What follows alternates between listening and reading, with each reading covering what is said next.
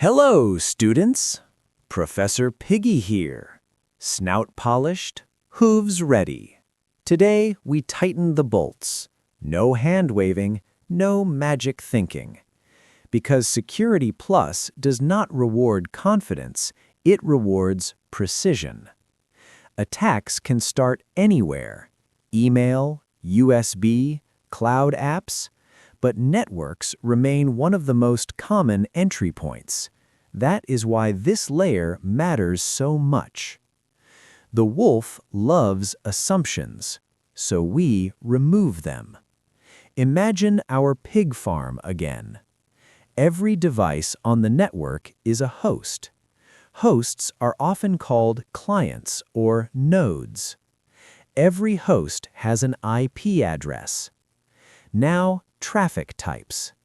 Unicast traffic is one-to-one communication. One host sends traffic to a specific destination IP address. Other hosts on the same network may see the packet electrically, but they do not process it, because the destination IP address does not match. Broadcast traffic is one-to-all communication. One host sends traffic to all hosts on the subnet. In IPv4, a common broadcast address is 255.255.255.255. Every host that receives broadcast traffic processes it. Switches forward unicast traffic only to the learned destination port. Switches forward broadcast traffic to all ports. Routers do not forward broadcast traffic. This is foundational. Switches learn MAC addresses dynamically. They build a table mapping MAC addresses to physical ports. Because of this behavior, unicast traffic usually does not reach other ports on a switch. This reduces the risk of packet capture. It does not eliminate it. The wolf still has tricks. Traffic capture on switched networks can occur through techniques like ARP poisoning, or by abusing switch features such as port mirroring. So switches are not a security panacea. They are risk reduction. Now, switch hardening. Hardening means configuring a device securely. Port security limits which devices can connect to switch ports. Unused ports are disabled. This removes easy access points. Physical ports are not logical ports.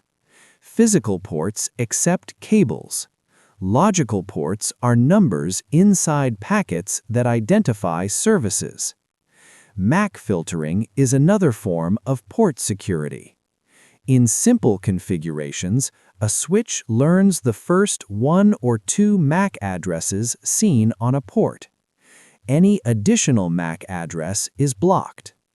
In more advanced configurations, a specific MAC address is manually bound to a port.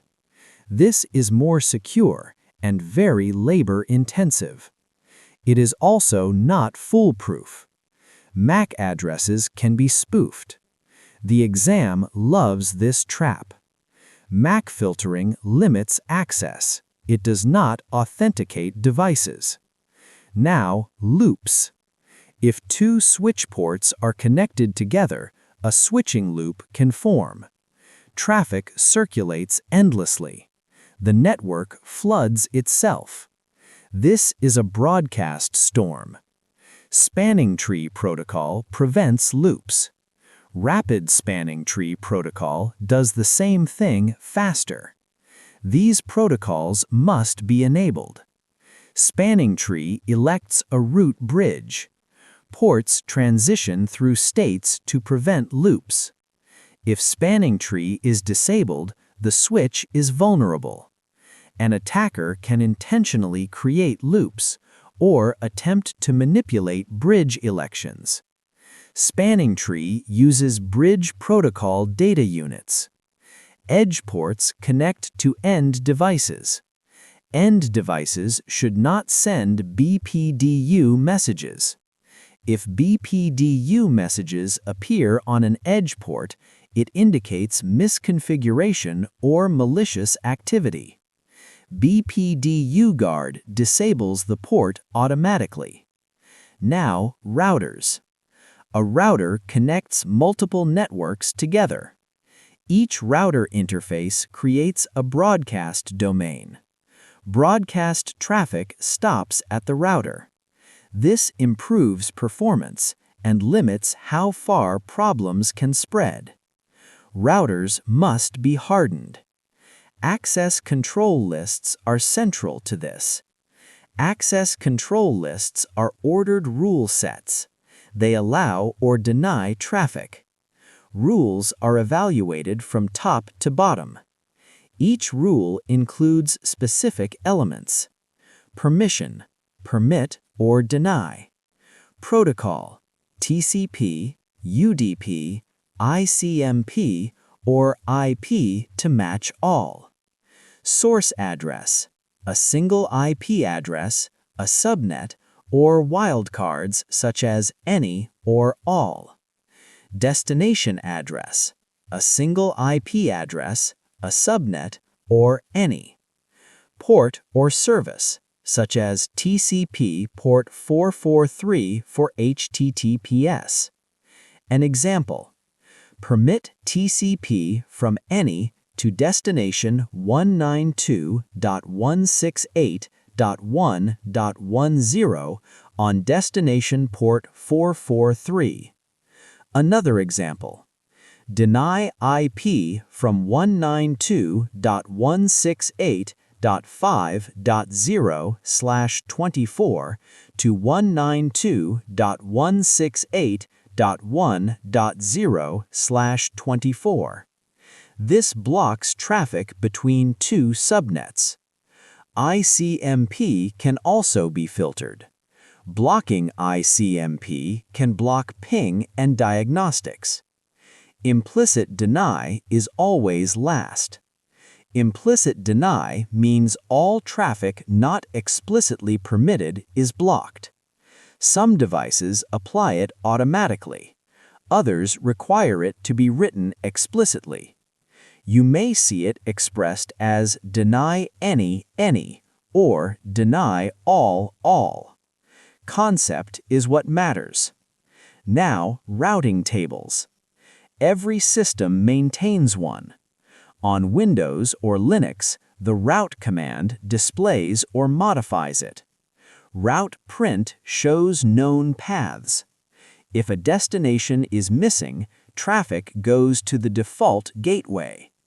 Route add inserts new paths. Routing tables must be verified. The default gateway should point to a trusted router.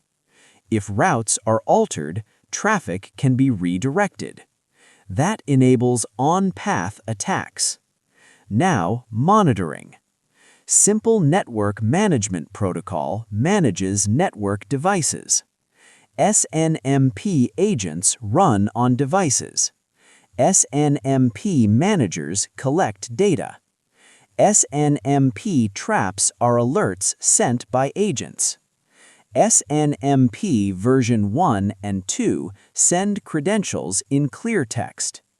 SNMP version 3 encrypts credentials.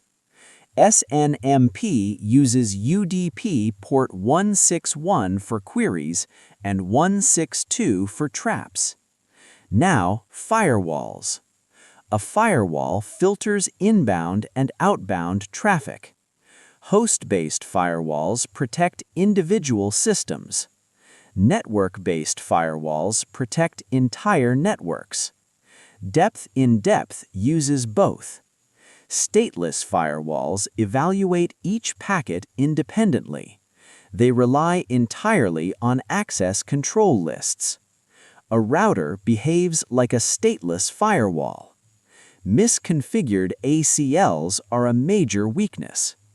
If implicit deny is missing, almost all traffic may be allowed. Stateful firewalls track sessions. They understand the TCP three-way handshake. Traffic that does not match an established session can be blocked. Stateful firewalls operate at layer 4 of the OSI model. Web application firewalls protect web applications. They inspect application layer traffic. They are often placed in front of web servers, including those in screened subnets or DMZs. They supplement network firewalls. They do not replace them. Next-generation firewalls add deep packet inspection. They identify applications and commands. They operate through layer 7. Finally, failure modes. Fail open allows traffic during failure. Availability is reduced. Security is preserved. Security professionals generally prefer fail-closed systems. This is the complete picture. Networks are not just ideas, they are tables, rules, defaults. If you understand the details, you control the flow. If you control the flow, the wolf goes hungry. You protect the herd. You save your bacon. Oink.